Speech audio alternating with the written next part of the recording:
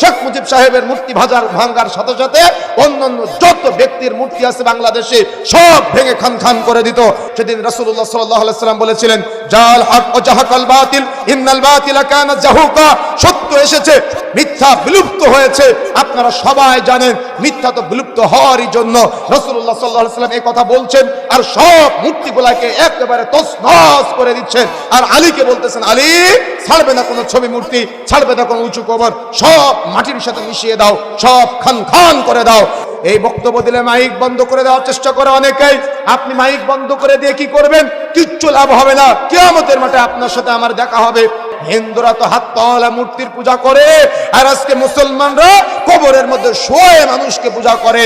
এই বাংলাদেশের মাটিতে যত মূর্তি আছে রাস্তাঘাটে, যত মূর্তি আছে আপনার বাড়িতে, আপনার অফিসে, আপনার মাথার উপরে, সব ভেঙে খান খান করে ফেলতে হবে।